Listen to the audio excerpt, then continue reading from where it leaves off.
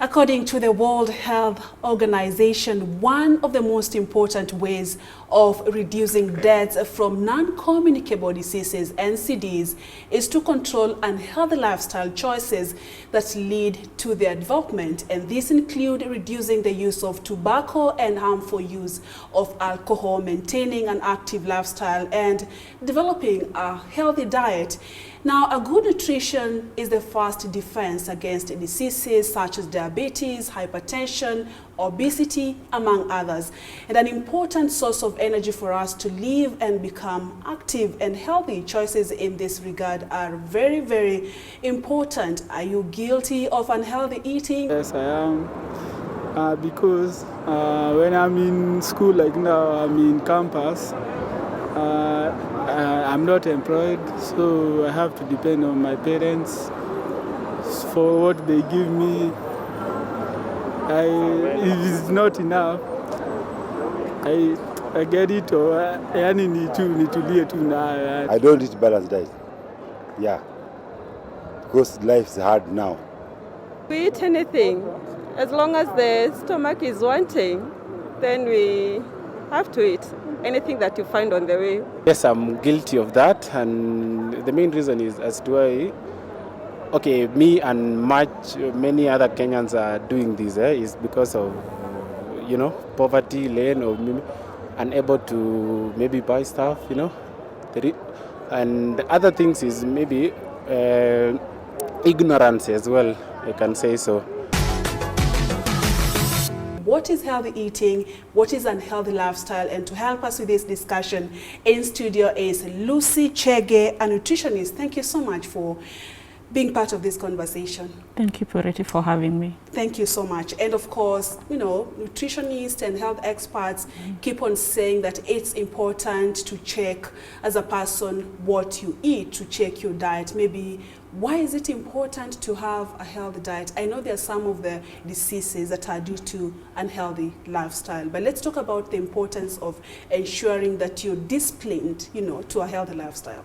Okay, when it comes to diet, they say you are what you eat, and actually that's the truth of it, because actually whatever you eat, it dictates your nutritional status, and in return, your nutritional status, whether it's poor or good, it will in turn dictate your health well-being. So whatever you eat is very important. Your nutritional status is very important. When I'm talking about nutritional status, I'm talking about the state of your body as a result of the food you consume.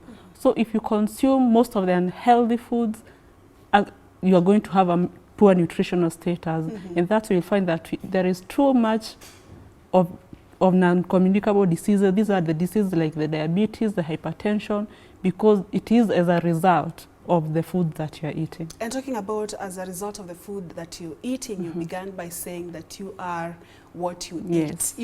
Of course, this can be manifested. There are so many people who say, have been eating unhealthy and that's why have gained weight, that's why, but there are other people who say that as much as I'll eat unhealthy, my body size, my weight will not change. Let's talk about going beyond your body size and ensuring that, the dangers of eating unhealthy, and not just to ensure that you physically fit and of course you look nice, but what can it prevent you from if you constantly eat healthy? And you'll be telling us how to get disciplined, It's not easy. Yeah, like I have said, whatever you eat dictates your health, your healthy well-being. For example, personally, I'm not big, but this does not mean that my cholesterol levels maybe are good. So don't actually look at your body and say, even if I eat whatever I eat, I can't go big. Your body size is not equal to your health. You can be thin, you can be big, but your cholesterol levels are very okay. So it's always important. Don't go for the physical, don't go for the looks. Check your body internally. How your blood sugar levels, your blood pressure, your cholesterol levels, those are the most important parameters to go for. But don't look don't go the physical way. Don't go the physical way. Yes. So it's not easy to tell whether it's not good to judge someone by their looks. Yeah. Is it possible to have maybe a person who is really gained so much weight and then you cannot link this to unhealthy lifestyle? Do we have such cases? Yeah, we have maybe some medication, especially for the ladies, the family planning.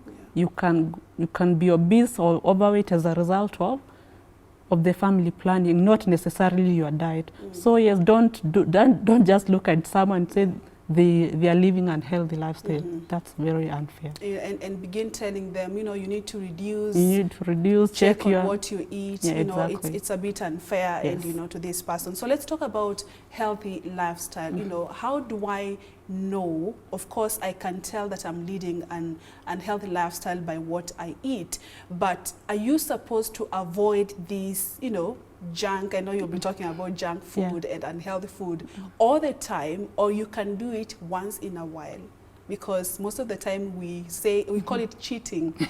Once in a while. Is this advisable, or do you advocate for let's stay disciplined, let's eat healthy?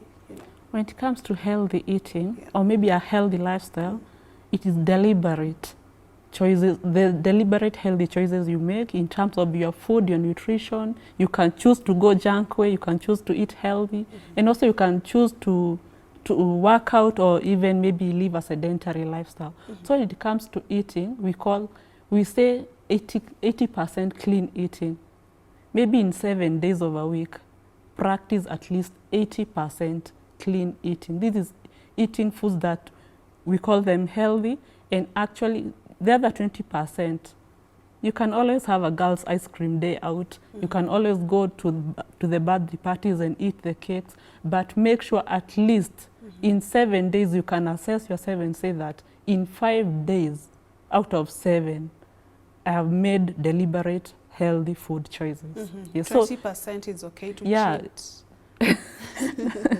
Not 20. necessarily to cheat, but we don't want to assume that we don't have these foods. They are all over. You just walk everywhere. The pizzas are everywhere, ice cream. So we don't want to live a lie, but make sure you make deliberate food choices. So what are some of these unhealthy habits that probably would lead to diseases? One, not balancing your plate. We know the African way of serving is having more carbohydrates, less veggies, and more of the proteins. But actually, that's not a healthy plate portioning.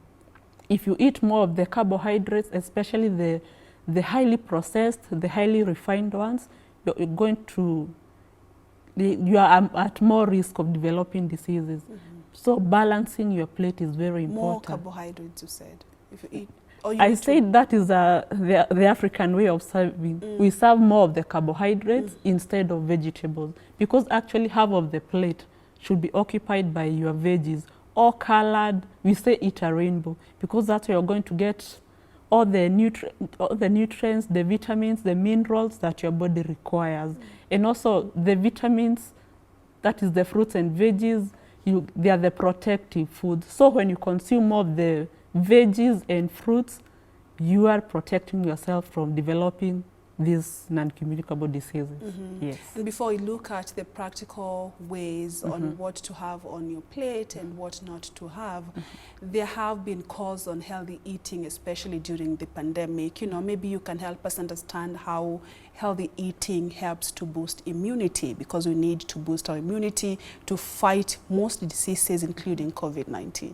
When it comes to disease prevention and nutrition, is very important and very key. First, just watch whatever you are putting on your plate. If it's how many servings of fruits and veggies are you having in a day?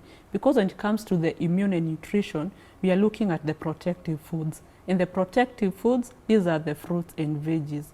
So if you want to boost your immune more, make sure you are having at least 3 to 5 servings of fruits and vegetables, and different diversification, a variety of fruits and variety of vegetables. That's how you're going to improve or to boost your immune system. Variety. Let's now talk about the practical. Maybe you can help us with some practical guidelines on what to eat and what not to eat make it really simple.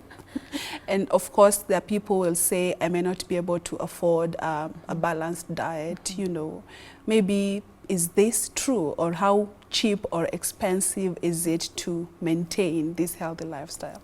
Actually, maybe I can give an example of a very cheap, maybe a balanced plate. You can have an egg, you can have your veggies, maybe the traditional vegetables, you know, the managos, all those, and maybe your ugali. That's a balanced plate and very healthy. Yes. Then again, when it comes to maybe I can have a question again. Yes, are there specific foods you're supposed to... I was just asking about practical guidelines on what to eat and what not to eat, and maybe you can be more specific with what to avoid in the morning, what to avoid for lunch and in the evening, and what time are you supposed actually to take your dinner before you go to sleep. It is eating foods from all the food groups. For example, when it comes to carbohydrates, you can choose to do the brown bread, or you can choose to go the arrowroot way.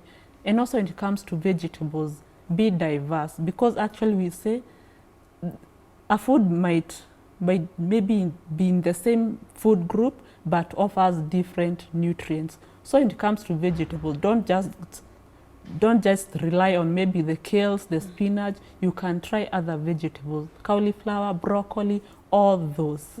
When it comes to proteins, when you say proteins, you're not talking about the meat only. We have both the animal-based, like an egg, fish, chicken, then we have the plant-based protein. So it's all about diversification of the foods that you are eating. If it's the carbohydrates, if today you do, maybe in the morning, you do the brown or the wholemeal bread, at least tomorrow, make sure that you have a different type of food. Maybe you can do arrowroots, you can do your pancake, but be diverse. That's the keyword. Be diverse. And are you supposed to eat depending on not really body size, but also the kind of work that you're doing? And I'm asking this because between the starch, carbohydrates, proteins, what are you supposed to have in large quantities, in small quantities?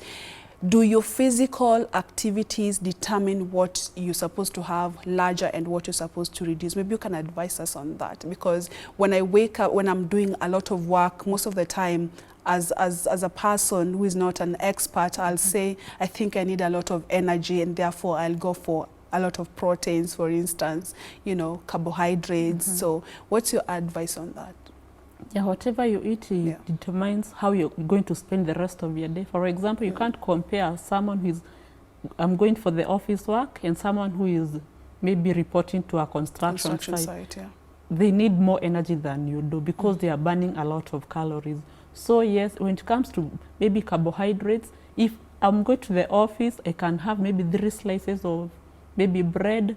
The one for the construction site can do even 6, because you can't compare the kind of activity they are going to get involved.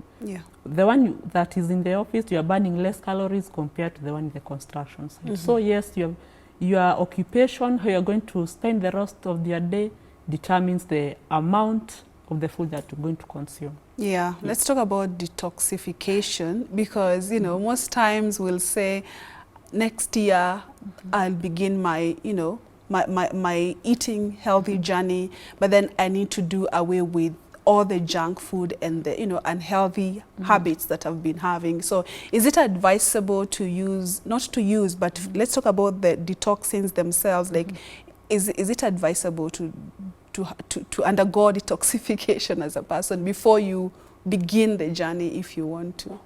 Actually, detoxification, it occurs anytime, naturally, everywhere naturally, because actually, when it comes to detoxifying, we don't rely more on whatever you are taking, but taking care of the organs that are involved in detoxification. These are the kidneys, your skin, the liver.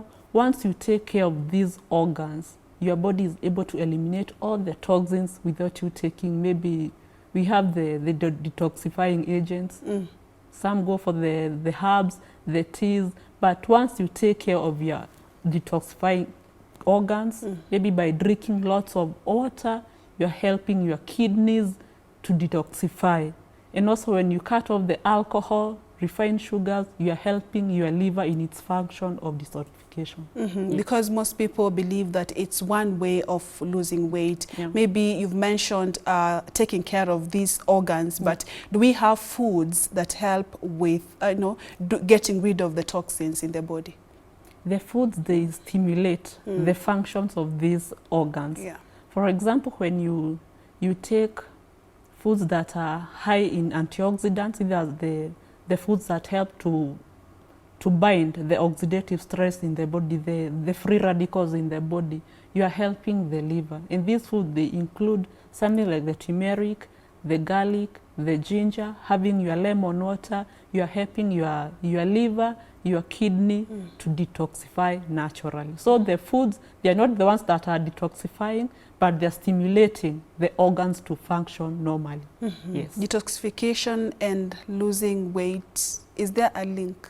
Yeah, there is, because actually when it comes to detoxification, you can choose maybe to fast for maybe 2 to 3 days, and by fasting, you're helping your body to lose or to burn the excess fat. So yes, you're detoxifying, and you're also helping your body to lose those extra pounds. Yes. Because why I'm asking this is they say that physical activity takes just a small percentage of your weight loss journey, but what you eat is what determines whether you gain or lose weight. I don't know how true this statement is, but you can help us understand whether there are also foods, and even the categories that you had mentioned, whether you need to reduce or increase each time you need to lose or weight. What are some of the factors do you need to put into consideration for both people who want to lose weight, others who really want to gain weight?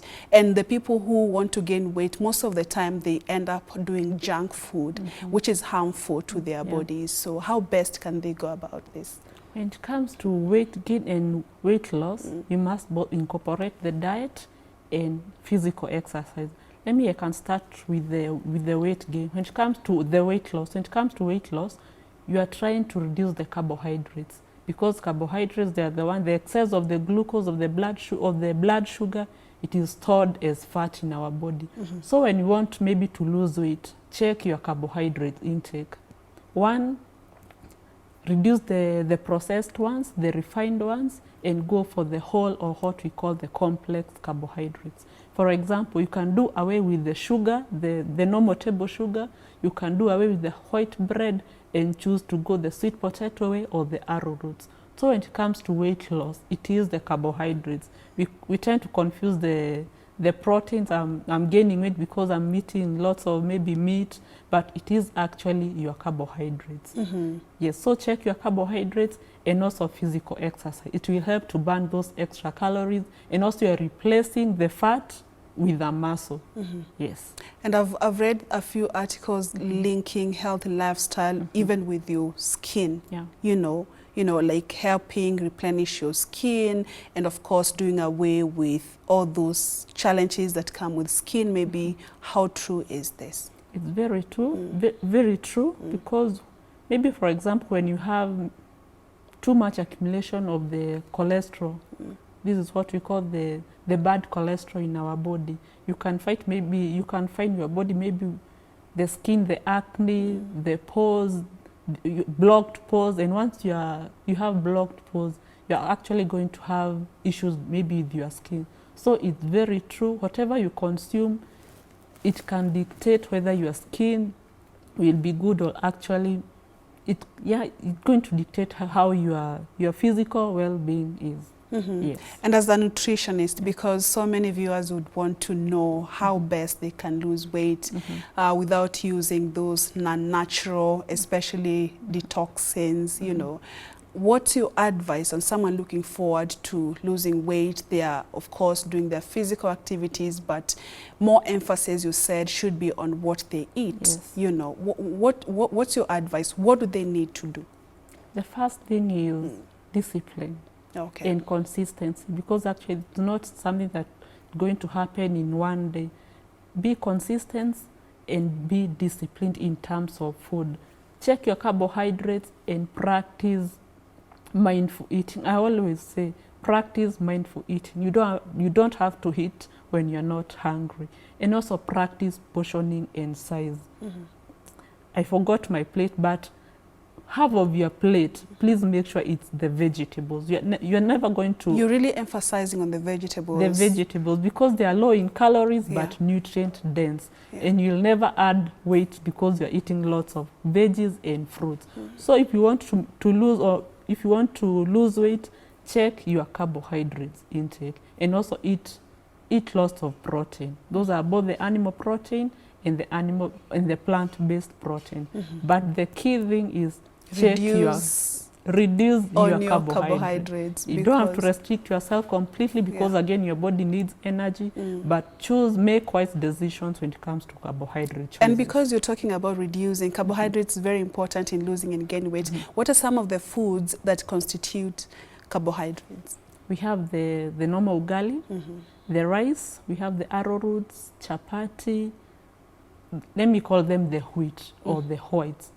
That's the carbohydrates. That's the carbohydrates. Yes. So maybe do you mind leaving us with a few types? Because healthy lifestyle, it's important. Everybody knows why it's important for both your body and also healthy, because most of the non-communicable diseases we have, cancers, you know, and heart diseases, it's as a result of unhealthy eating. In simple words, language, leave us with a few tips on, you know, healthy eating. And you said discipline. Allow me to ask you this one. If I want to, you know, sometimes you may be very consistent and disciplined, but the results are not coming so fast. What should motivate me to keep going for 6 months, 8 months? I'm still, you know, holding on to this. And most of the time, these foods are not so interesting. Why are they not interesting? Actually, when it comes to weight loss, you're not going away from the foods that you're used to. It is the same food that you're used to, but now you're eating with discipline. Just motivate yourself by being consistency, be determined. As long as you're doing the right thing, you're eventually going to have good results. And of course, for people who can afford this balanced diet. But you said it's really cheap and there should be no excuse why you cannot afford a balanced diet. Just leave us with a few tips on how to stay healthy, healthy lifestyle tips as we wind up. Okay, when it comes to healthy lifestyle, I say it is deliberate, healthy choices that you make.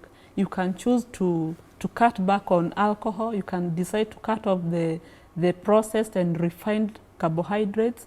You can choose to start working out. So if you want to live or have a healthy lifestyle, cut back on the processed food, eat your veggies and fruits, drink plenty of water, and also exercise. And by doing so, you're going to have a good nutritional status, which will actually dictate your good healthy status, and by doing so you'll be able to reduce or avoid most of the non-communicable diseases. All right, Lucy Chege, a certified nutritionist here in Kenya, thank you so much for joining us and for coming.